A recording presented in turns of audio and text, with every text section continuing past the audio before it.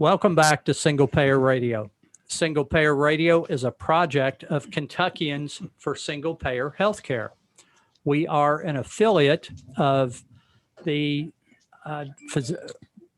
Physicians for a National Health Plan Kentucky chapter is our affiliate. The views and opinions expressed here on Single Payer Radio are those of the speakers and not the station. For more information about Kentuckians for Single Payer Healthcare, you can go to kyhealthcare.org. Kay Tillow is our chairperson. You can reach out to Kay with suggestions or comments by emailing her at nursenpo@aol.com. That's nursenpo@aol.com. Our host for the program are Dr. Mike Flynn and Dr. Eugene Shively. Dr. Flynn? Yeah, let me begin with the usual disclaimer that the comments that I'd make here are my personal views and do not in any way represent the views of the Department of Surgery or the University of Louisville. The comments that I make do not represent the views of Taylor Regional Hospital in Campbellsville, Kentucky, nor do they represent the views of the University of Louisville or the Department of Surgery at the University of Louisville. So our topic today is telemedicine, something which I've learned some things about and knew actually very little about before we got into this. And our guest speaker is Mary Berry. I'm going to partly introduce Mary and then let Mary partly introduce herself. Mary, I've known Mary for over 30 years. She's practicing internist in the Norton system and was, I think, recognized as one of the premier internists in the city. So Mary, explain to us how you got from being one of the best internists in the city to practicing telemedicine. Well, the two things, thank you for that compliment. And the two things are not actually separate. I gave up my large practice that I'd had for over 30 years in December of 2019. I took January off of 2020. In February, I started working for Norton's just as a float doctor. That meant I was the fill-in doctor. I would see whoever woke up sick, which is my favorite thing to do, sick people. And that worked great until COVID hit. And when COVID hit, we did not want you to come to the office if you were ill with any respiratory symptom or any symptom of COVID because it exposed too many people. We wanted to see you where you were. And so telemedicine from there, and Norton's did all the heavy lifting of the informed consent, the staffing, the fixing it up, et cetera. Okay, I just had to do the doctor part. Yeah, it's great. So what we have done with our other guest speakers is give you an opportunity to make whatever comments you'd like to about the topic. So we're going to give you an opportunity you can just line out what you'd like to talk about, what you think's important, or whatever you'd like to say about telemedicine. And then when you're done, we'll begin the conversation. I hope telemedicine is here to stay. It will depend on the continuance of the National Public Health Emergency Declaration at the moment. And that has been continued until April 21st. After that, it will depend on doing it over or ending it altogether. So we can continue every 3 months. We can keep having a national public health emergency. All the payment will same, the regulations will be the same. But once that emergency is over, telehealth goes back to being what it used to be, which is only paid for by Medicare if you live in a rural area and leave home and drive yourself to an approved health facility in your rural area to consult with an out-of-town expert. So far, that's all it used to be, unless you count remote monitoring, ICUs, and that sort of thing. Gene, go. You want to start the first fire? Well, how satisfied were you with using telemedicine? Did you think that you got a good history? And what about the physical examination? Well, that's really all about patient selection. I can tell you about a guy I saw that he told me where he worked, and I just turned that place in to the health department for not wearing masks and not enforcing anything. And I could look at him and tell him had COVID because I could tell by his eye. There's a COVID eye. And as soon as he came on screen, he looked sick. I thought, oh no. And what I did for physical exam is got him to exert. I had him walk up and down the steps several times, and he was gasping for breath. And I sent him immediately to the Audubon ER. I told him to pull up and lean on the horn until the cops came out to check on him, and to keep the window rolled up, because that was all the physical exam I really needed. I had the eye and I had the exertion, and, I talked to him, of course, and told him a lot of encouraging things, but basically he had to get there quick before he ended up on the vent. So now, were you seeing new patients? Were you seeing follow-up patients? I was seeing other people's patients because I was the float doctor. So mostly I saw people who had an acute problem or needed a quarantine work note for COVID, which was a popular cause, or needed something. They had rashes. They had something that we could generally see. Anyone with a belly problem, I made them show up. It depended on the nature of the complaint. With bad medicine, to do things that require a physical exam, to do that on television is a very bad medicine. And so if I required them, they would come in. Mary, let's kind of go back to the basics. One of the titles I've got here is hardware. So what can you use or do telemedicine on? You've got your desktop computer, your laptop, a cell phone, an iPhone, a flip phone. All of those things, your iPad, and just the telephone. Medicare is paying for phone only and all forms of video. And right now, HIPAA has been set to the side, and no one will be penalized for any HIPAA violation by using Zoom or Skype or FaceTime or one of the non-secure links until the COVID pandemic and the national public health emergency crisis are all over. And then they'll go back probably. Do you, if you had an option of prioritizing these various hardware options, which way, which would be 1, 2, 3, and 4 in your opinion? Well, the easiest for people to use was FaceTime because they're used to Facebook. Sure. And we could write our office note on the computer with the split screen and have them on the other side of the computer, have the visit going on. So Zoom or Facebook are pretty much tied, but the one that people had least resistance to using was Facebook. So how did you decide which mechanism to use? Did you call it? Our staff, this is Mike Needleman's office. I'm working out of Allspring and Okolona, and he had a fabulous staff. And the staff figured out how to hook people up so that they actually showed up on our screen. And that would take, if you had a telemedicine appointment at 10, maybe by 10:45 sometimes, we would have figured out how to hook the person up, because not everybody was competent. Sometimes you just had to talk on the phone, but they did all that hard part. So you had staff that would hook up the patient, like, for example, on WhatsApp or Zoom or whatever. And then after they did all that, then you would get on the screen or the telephone and then talk to them. Right. And just the same as always talking to people, I would start out with what's the matter and see what was on their minds to talk about. Now, did the staff put in the past history, the review? Well, that was already in the Norton system. That's already in the electronic health record. It's in the Epic note. Okay. I have access to their medicines and their surgeries and their family history, and all that is, built into the computer. And I don't have to read people's handwriting, of course, which is like mine, which is not readable.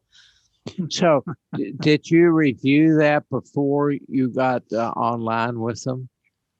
I would look at it, yes, especially when I'm waiting around. I always looked at it, especially allergies and, are they scary at all? What kind of medical past have they had? As an 85-year-old frail lady that now has a hip issue, that could be major. She could have broken it and hardly known. So if it's real tiny. So basically, I always reviewed it. Okay. Do you think that you could do this alone, or do you have to have backup medical staff who's an expert in hooking them up? Alone if I signed up. Say I got tired of just being a dog mother and I decided I would do telemedicine only. and I signed up to work on Teladoc or AllMed. Those are platforms that you just hire on as an individual doctor, and they supply the platform and stuff. I would be able to do it that way, which I don't, because I don't like not having the option of examining a patient. I don't think that's good. Mary, what specialties or medical disciplines are best suited for telemedicine? We had Jess Wright from psychiatry on in the past, and recently had Rob Campbell, who's up in Ohio doing addiction psychiatry, and they both indicated that these areas, seem to be reasonable things to do with telemedicine. And I was thinking as I was driving in here this morning, well, I spent the last 10 years doing thyroid surgery and, evaluating people with thyroid nodules and goiters and things like that. And I don't see how this would work, because I can't put my finger, I can see your neck on the screen, but I can't touch it and feel it. And it will never replace anything that requires a physical exam to be adequate or good medicine. It will never replace that. Right. It's the talking disciplines, social work and counselors and psychologists, and then check up things like somebody sent home from the hospital and they've got 10 new heart failure medicines, and they have to figure out how to weigh themselves. And you can send the doctor who discharged them can do a follow-up visit. So they're talking to the doctor they already saw in the hospital and their nurse practitioner. So follow-ups of all kinds that involve looking at the patient, but not having to touch the patient to really get an idea of how they are. yeah, I think, and I'm just thinking, Gene, that, I think post-operative visits to some extent would be reasonable to do some things on telemedicine. I mean, somebody can pull their shirt up and show you their gallbladder scar, or They do that with the spine surgeons, and Yeah. sometimes the other surgeons, they can look at their knee or look at their hip. And you can ask your questions from the patient point of view. You're asking the doctor the question. You're not asking the therapist and hoping the therapist will remember to ask the doctor and report it accurately back. Okay, what about the confidentiality and HIPAA laws? If let's say a year from now, this endemic has gone away, but we're still going to use telemedicine, how will we deal with confidentiality and HIPAA laws? Well, there's a way to do that. There's an informed consent that the staff would go over, but there are platforms that are already HIPAA compliant. One is Skype for Business, UpDocs, Zoom for Healthcare, something from Doximity called Doxy.me, and the Google G Suite Hangout. That's just a list that I've found, and they already are HIPAA compliant. So we just have to work to make sure it's HIPAA compliant. In the rush to get online, they just said, let it go, just talk to the person. But eventually it will have to all be HIPAA compliant. What about recording? Let's say you're on Zoom and you're talking to the patient. Are there programs that record the patient and record you? Well, if we originated the Zoom, I guess we could record it. I don't think that we did record it, but maybe they recorded them all because of lawyers. I have no idea. If later somebody sues me, they can say, this is what she actually said. It never occurred to me at the time.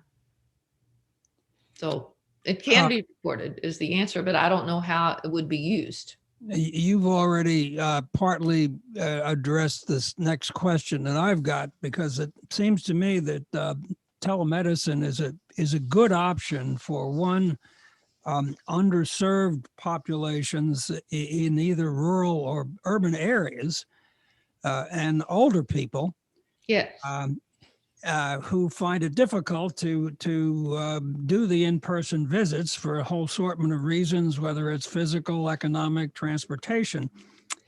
But at the same time, these are the groups that are the least technically savvy and capable. So you've got, on one hand, you've got the need, and then on the other hand, you don't have the skill set. And I guess you relied heavily on your staff to do these things. To get in on Now- the other end, people who were really had difficulty communicating because they couldn't hear well or couldn't speak well or Yeah. were beginning to lose it upstairs. They had a family member with them who was better at handling the technical parts and answering the questions and making sure someone remembered the answers.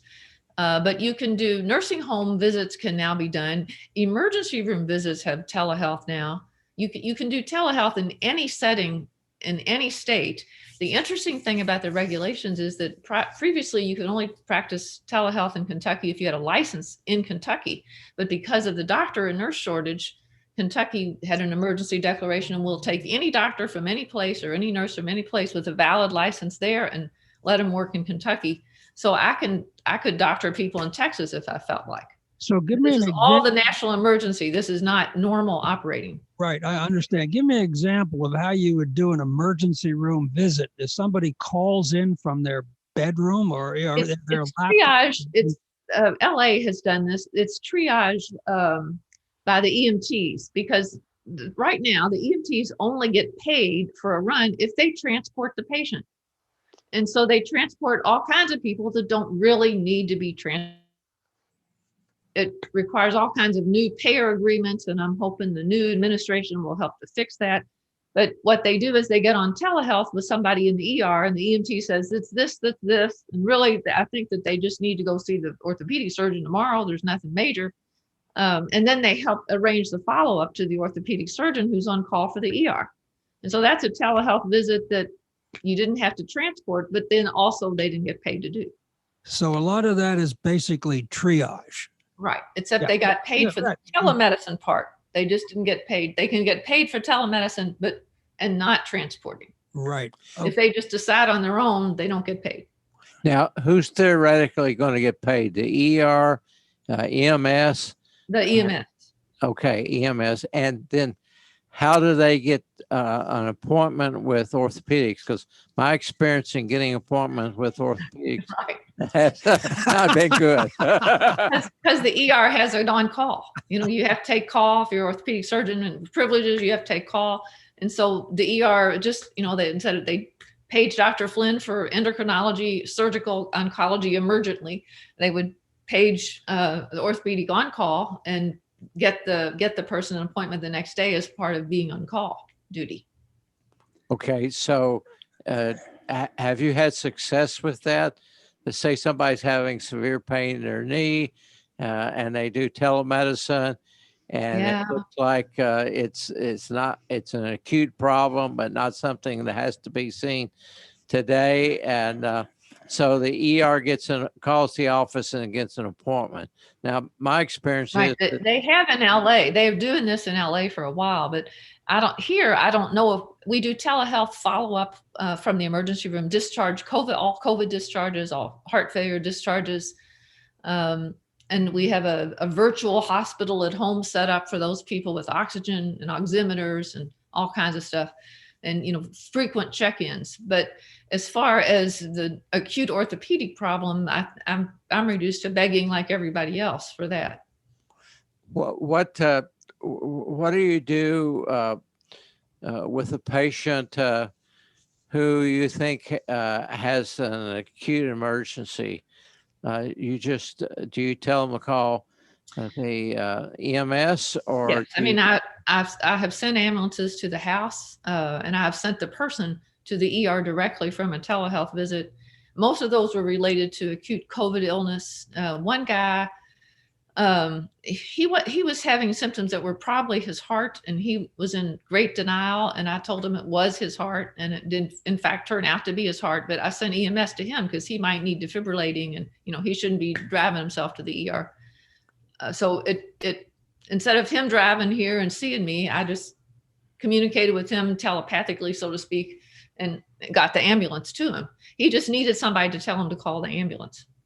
Okay, did he call the ambulance or did you call the ambulance? We called the ambulance. You did. Yes. I Okay. kept him talking, and I had him feel his pulse, and I did other things, until they got there, just so that there's a person on the other end of his anxiety. Okay.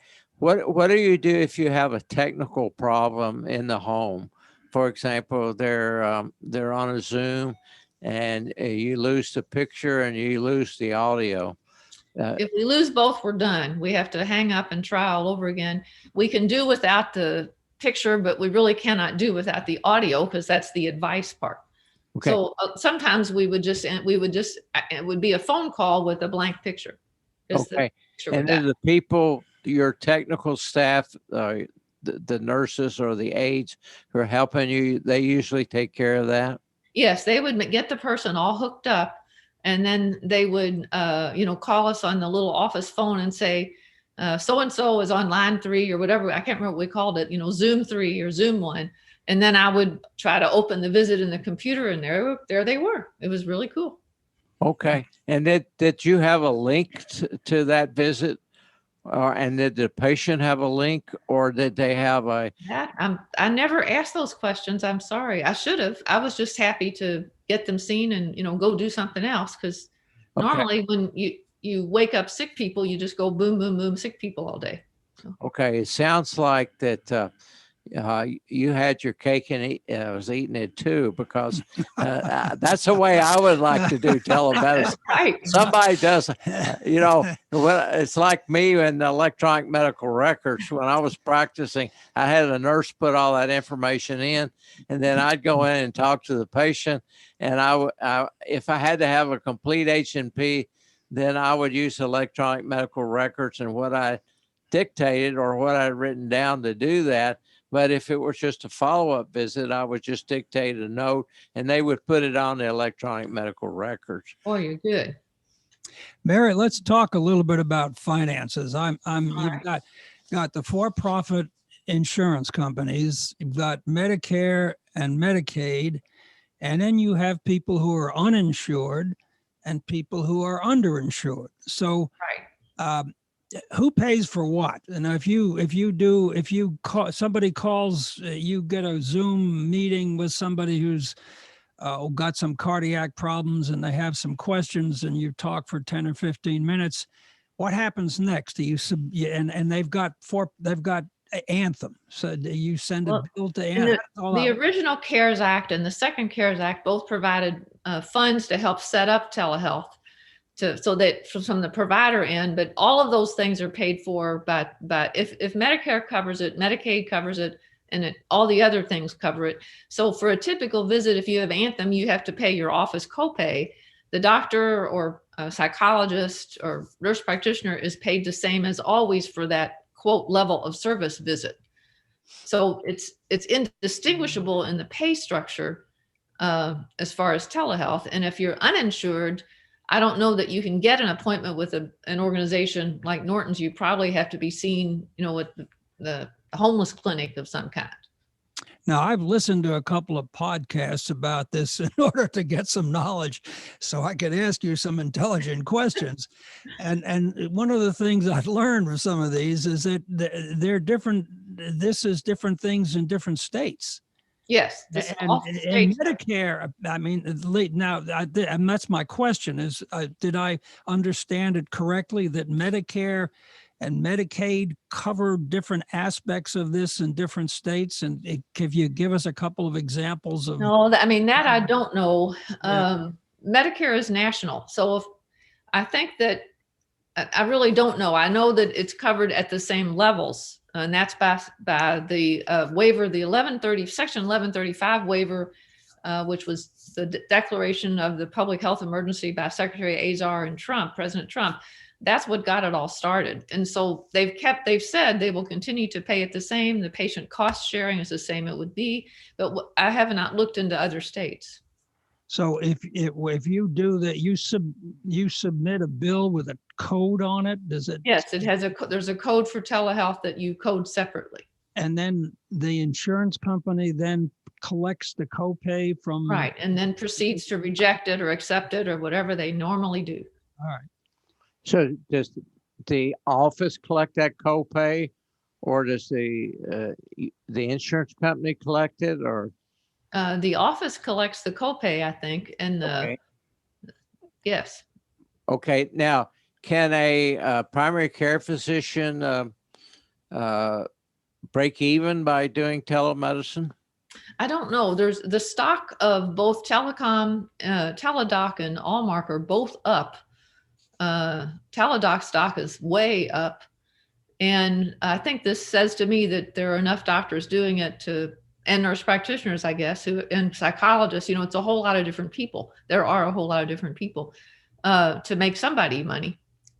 But I've not tried to figure out what your salary would be. In the ads, they say you would make it, 3 or 4 figures, a lot, 5 figures sometimes, just doing telemedicine. So there's a whole lot of it going on. So I think it must be profitable is my point. And how do the the option of calling again, and my question is an example of my ignorance about this. When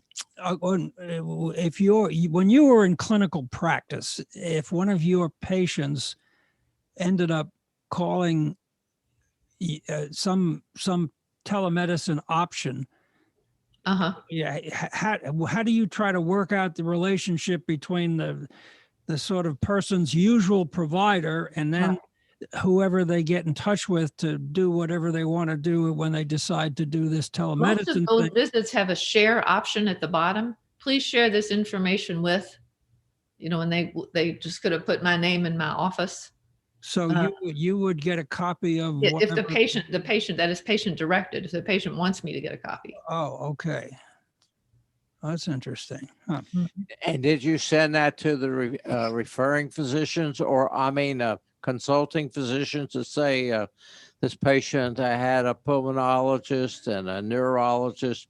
Do you send all this information to them too? And to them, if there's a couple people, I probably would have written a letter, sent a letter, and called them if it was urgent. But I Okay. probably would have just written a note so they don't have to read all that stuff. I can just tell them Epic notes or masterpieces of boring, repetitive data. So Yes. I write a letter and say, here's what's important. Yeah, but Easy. by experience, most people don't do that. Write letters. They just send all this voluminous information, and it takes a huge amount of time to find what you need, and sometimes Right. you can't even find what you need. Right. So I preferred letters. They were old fashioned, but more effective.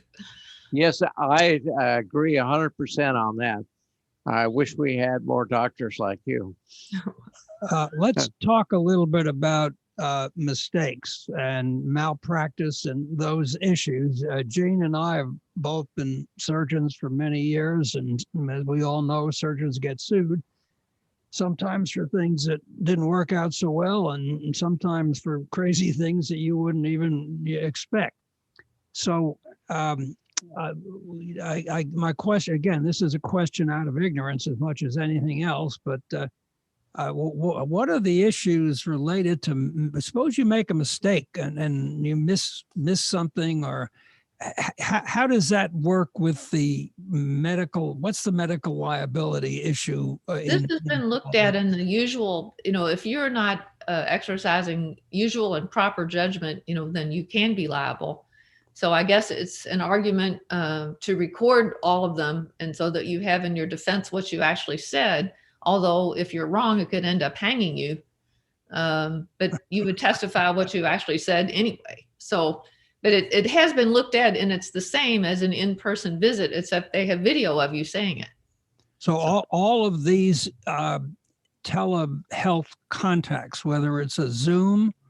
It can be recorded. Whether it's recorded, I don't know. Okay, well that was, so who makes that decision? And if I had a real contentious person who was unhappy, for instance, the patient herself is okay, but she's got a 65-year-old really horrible son that I hate his guts, that pushes his mother around and so forth.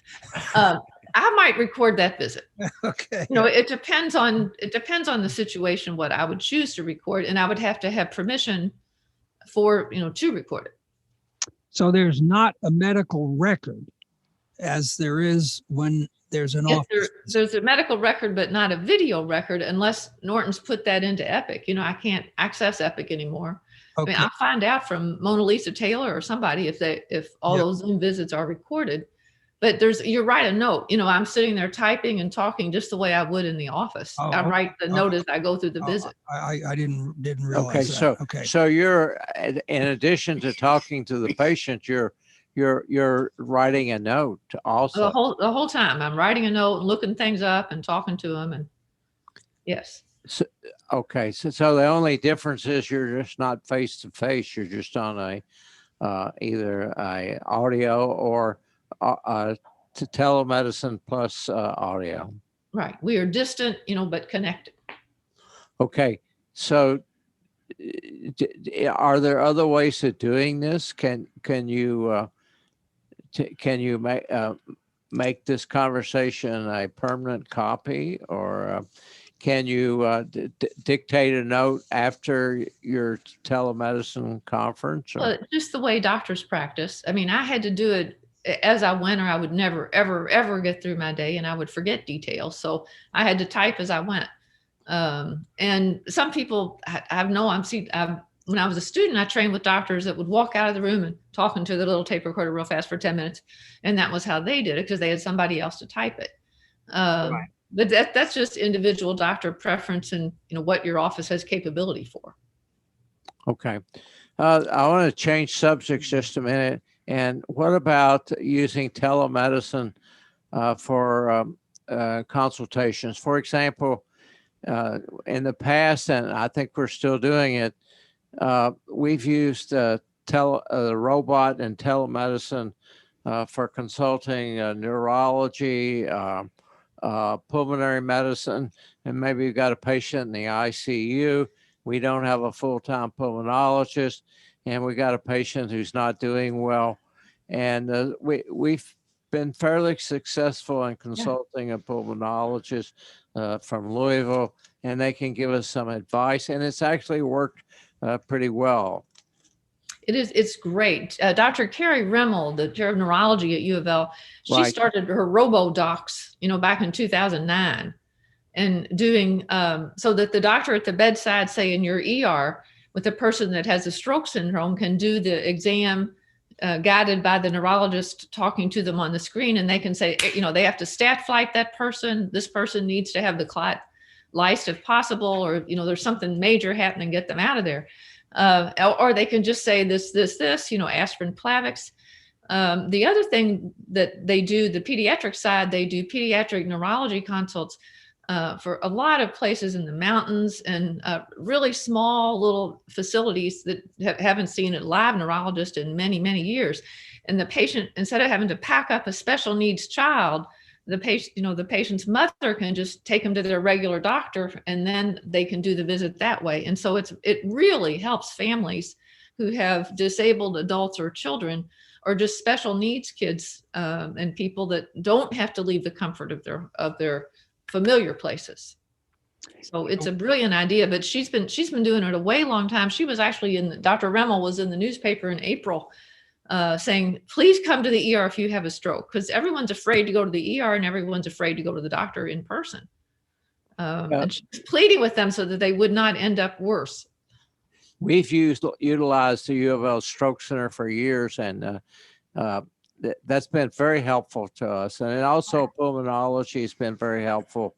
And I hope we can expand those services, because it is a real difficult problem to get people to go to tertiary care centers for routine problems. So in our tumor board yesterday, we had a patient who had a liposarcoma, and he did not want to go back up to the University of Kentucky. And so telemedicine would be a great way to take care of that patient. Right. Right. When you have to be there, you have to be there. But if you don't have to be there and you can get it done well, then it saves everybody gas money. It's good for the environment. And the person is really, especially in psychology, the psychologists have all said the person is much more comfortable in a home environment and opens up better. And the therapy seems to be progressing a little faster and better. Nobody wants to leave home unless they have to, I think. Sure. Mary, how about the prospects of virtual monitoring, things like EKGs, blood sugars?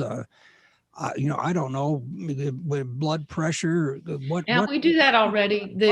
Like the heart failure patients, all that stuff is they have a machine to take your blood pressure. They have a scale that transmits your weight. And the glucose monitors for the people that have really brittle diabetes, they will transmit the blood sugar to your mom or to your husband or your best friend, somebody who will let you know when it's gotten low and check on you. So we do all that already as part of they call it the virtual hospital or virtual transitional care. It has different names, but we do all that stuff already. And what's best is if you can get the home nurse, the visiting nurse, and the telemedicine referring doc together on a visit, then you've got the nurse actually there asking questions and pointing out that this medicine bottle is completely full, since none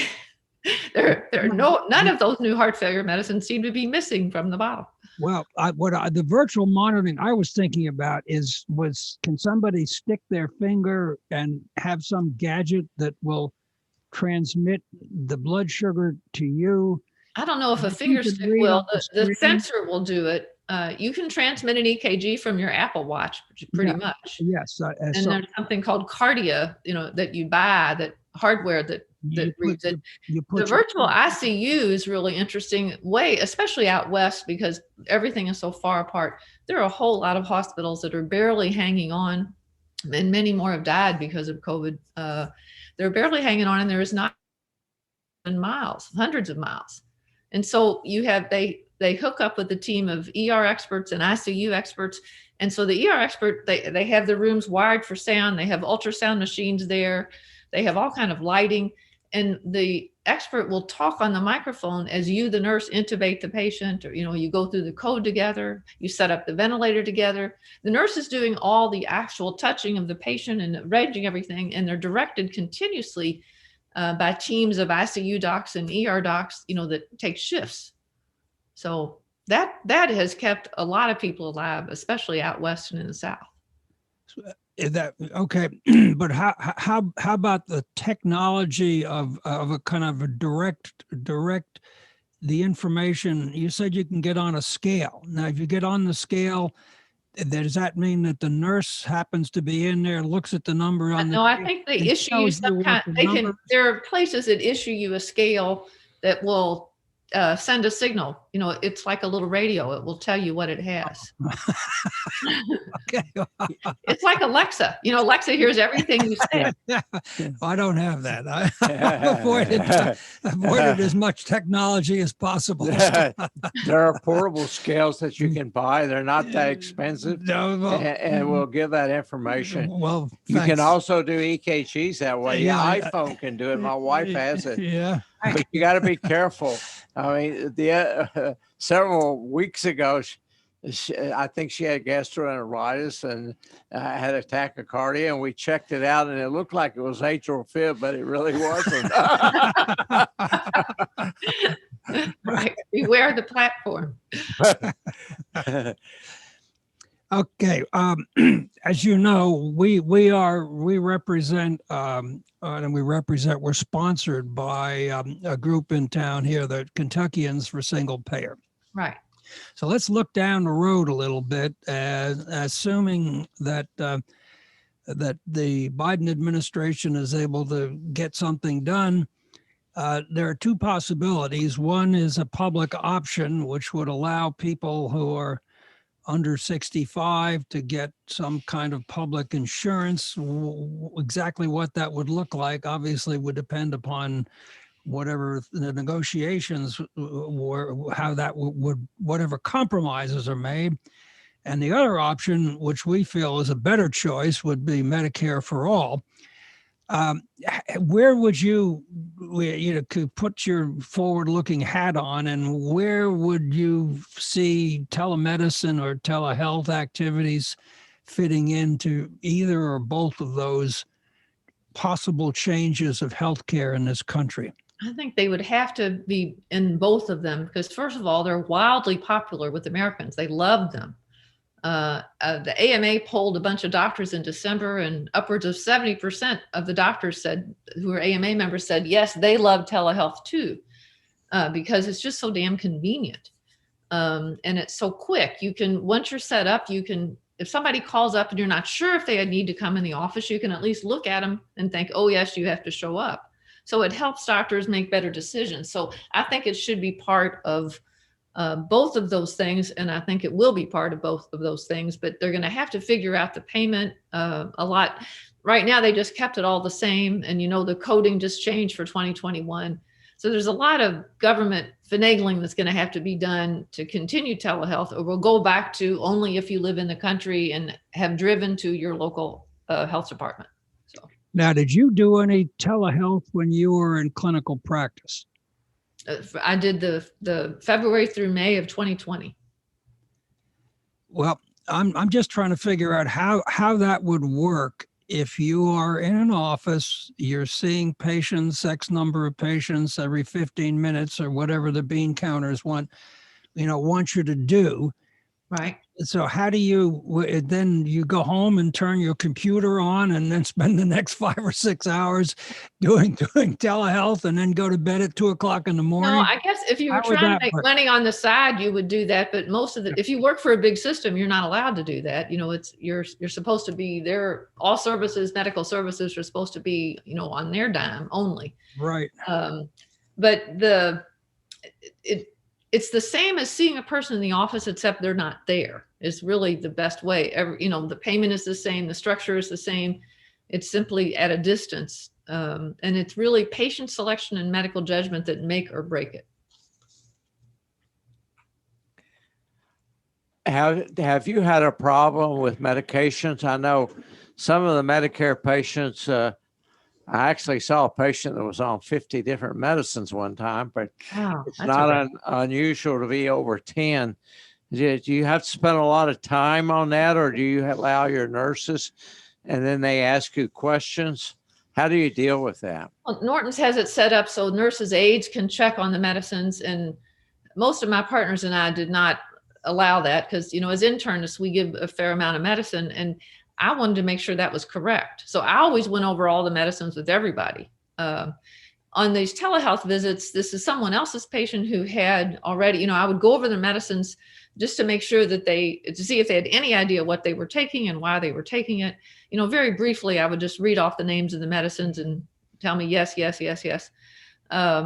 But I think it's too important a job to be left to an aide and an assistant because they don't really know what the medicines are, or which ones don't go together and which ones are duplicates and which ones should, et cetera. You need, knowledge to be a good medicine list checker. Now, how do you deal with the dispensing controlled substance in the virtual setting? There's a special DEA licenses by state, but there's a special dispensation for this that we have that says essentially ask yourself whether it is more likely it will be dangerous to prescribe this virtually, or it is more likely the person will die from COVID, which was acquired in your office. That's what it actually says. So we're allowed to dispense virtually to people who have good records. They show up every 3 months and they pee in the cup when they're supposed to, and they've signed the contract, and we have run the Casper, all the rules. But it's your judgment that it's safe to do that on an ongoing basis, as opposed to make them show up and possibly get sick. So you could see someone as a Zoom. Yes. Patient. Also for. And then you would then virtually or get on the phone or have somebody in the office send their prescription for an opioid or whatever control. Right. You would e-prescribe it, the refill. New medicines, most of the time that wouldn't come up with us, that we're giving opioids, to a brand new patient. It's just who calls it, that doesn't sound like something we would probably do. Because it seems to me if you were looking for drugs, that would be a great way to do it without having to get into a whole bunch of issues with people. Just call up, make up a good story. It's a 3-day limit on what you can give, but I think if you're the ER doctor and somebody has a horribly sprained ankle and they're allergic to ibuprofen, that would be an in-person visit or a telehealth with EMS visit the way they do in LA. But I can't imagine a situation, a normal primary care doctor would do that. Do you remember one of the issues that came up with our addictive medicine was that the patients couldn't get in to see their doctor, couldn't get their Right. routine Right. narcotic, Yeah. and so they were going out buying it on the street. They were Right. getting narcotics that had fentanyl in it, and it was Right, ending and up in dying. overdose and death. Yes. Yeah, but at the same time, as we all know, folks that are into these addictions, they find all kinds of ways to get drugs. And it seems to me, just thinking about how this virtual process works, that Right. if you were smart enough and combed your hair and shaved and looked like you were not a down and outer and came up with a good story, you might be able to get a thing here or there. I mean, if you call four different people, four different telemedicine options with a story that seemed to be reasonable, I would say you could get four different prescriptions for Yeah, I controlled think, substance. doctors are so frightened of overprescribing opioids at this point. And first of all, you would look at the Casper report and see how many different people had been giving them medicines in the state of, in Kentucky anyway. And then we can look at Indiana's INSPEC report. So I think that is likely some years ago, but not likely in the current climate, unless you're out to make money by giving prescriptions, in which case, telemedicine would be your gold mine. Now, one of the other things that I've noticed from my the podcasts that I've been listening to, I sit on my Airdyne bicycle because that's what I was doing. That the telemedicine, I seems to be an entrepreneurial activity. I mean, Yeah. there's a lot of people out there who look at this as a way to make money. So then the question is, it's like the for-profit health insurance companies who have figured out ways to take enormous amounts of money out of the healthcare system, Right. as Gene has shown us, that not to be used for healthcare, but used for something else. Right. So I get the question is, and maybe it's a rhetorical question, but how do you balance the benefit to the entrepreneur, which is to make money, and the public or the citizens who are looking for good or better health care? I don't know that you can weed out the bad actors unless you turn them into the state medical association and you do legal things. I don't know if that is a solvable problem because there are people who will do visits, 12 hours a day and make a lot of money doing it. But whether they give any useful advice, I don't know. But I also don't know what goes on in the exam room next door to me with my partner giving advice. I know my partner, but I don't know what advice they gave. So I don't think that can be fixed unless no one ever turns in the bad guys. The patients need to turn in the bad guys for that to happen. Well, apparently there are companies that are figuring out different ways to do different kinds of entrepreneurial, virtual health, telehealth. There was one podcast I was listening to about physical therapy and talking about Right. the different ways that they're doing physical therapy, which doesn't sound like a bad thing to do at all. But they were also talking about the different ways that they were making money doing this, and so I'm trying to figure out how does that balance work? Because again, to go back to the for-profit insurance companies, they back in the 90s when all of this came crashing down, they figured out that they could get away with having 15 different programs and charging people a whole bunch of different rates, cherry picking young people. Right. And so I'm just wondering where does telehealth go with the example that we have of healthcare in this country, where the quote the competitive medical marketplace is magically going to make all of this stuff work. Oh, right. Well, which is we all know doesn't. Right. Well, I think probably they don't do any Medicaid to begin with. they have sliding scale fees for such and such, initial consultation, second consultation. And some of them might not accept Medicare, but most all of them accept Medicare that I know of. But there's not a way to fix that because this is America. I mean, capitalism is just going to reign for a good while. They're going to want to make money. I don't know that you can do it and have a real office doctor job, a real surgical doctor job. I don't know how much time you have for that sort of thing, but I don't think there's any way to fix that unless the patients who feel like they're on the raw end of something, start pointing it out. Well, that's why I was wondering about the public option issue and the Medicare for all issue, because if we ended up with some kind of system like that, right? Yeah, as 35 other first world countries around the world have, the power of the entrepreneurial for-profit insurance companies are weakened because yes, but there one is another point option. The Medicare wants you to have a preferred provider. They want you to have a home base.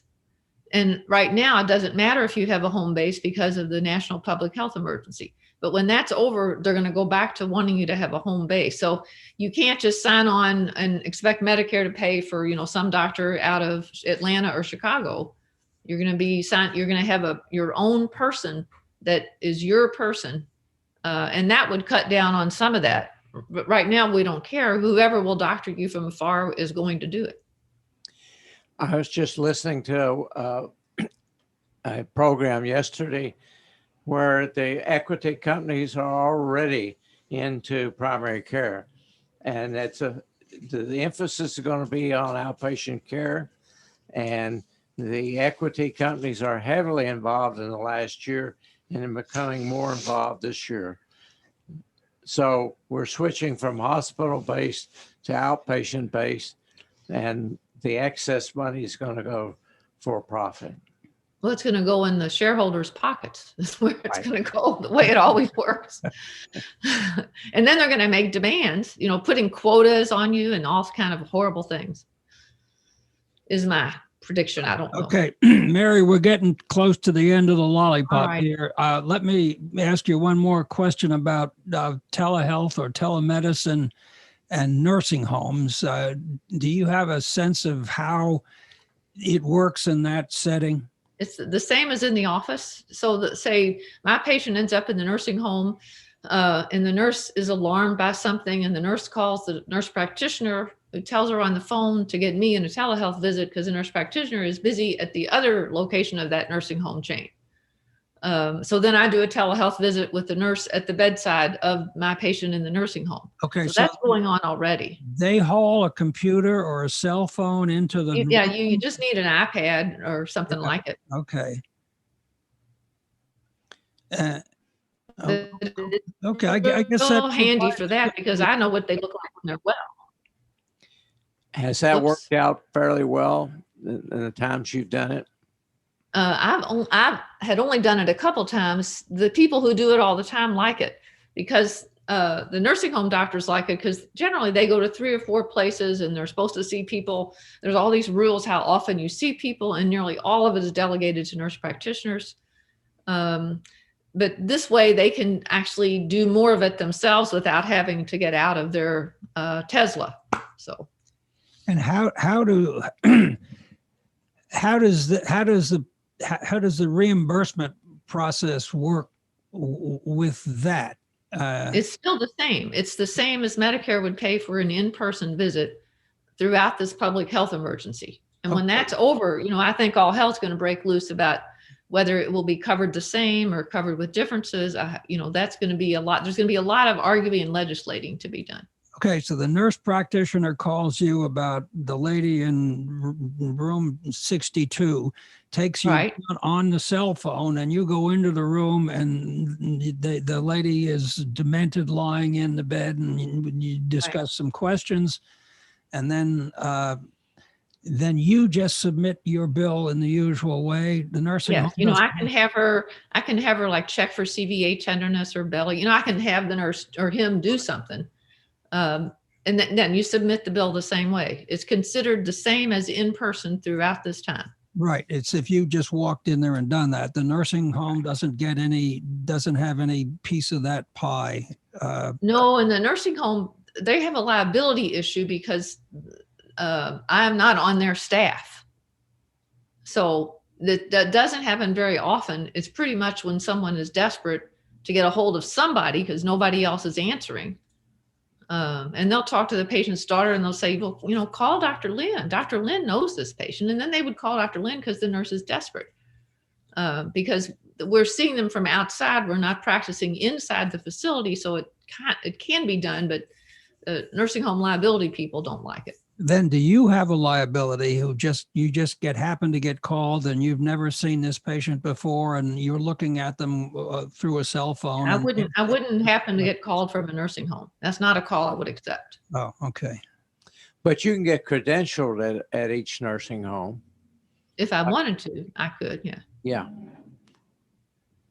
Okay, Mary, we want to thank you very much. This has really been great. I've learned a lot. I think Gene knew a lot Yes. more about this than I did because he dealt with it some more being down in Campbellsville. But we are very grateful with your willingness to Thank you. talk with us about this. Thank you. Thank you for asking me. We appreciate your help. Tell, Thank you, Gene. tell Gertz we said hello, and I'm really happy I don't have to be looking at his face on advertisements. I will make sure he hears that in any magazine. All right. All right. See ya. Okay, Thanks. All right. Bye-bye. Dr. Berry, thank you very Yes, much. sir. And Thank you, Mark. our listeners can hear Single Payer Radio each Monday at 2 p.m., Tuesday morning at 7 a.m., and Wednesdays at 11 a.m. You can hear us broadcast live or by stream, or if you missed the episode, you can go to forwardradio.org. Want to thank our guest, and as always, Dr. Flynn, Dr. Shively. Again, for more information about Kentuckians for Single Payer Healthcare, you can go to kyhealthcare.org. Harriet and Kay keep the Facebook page for Kentuckians for Single Payer current. Always some good information there. Okay, guys, till next time. Again, thank you Okay. very much. Thank you very much. All right. Bye, you all. Bye.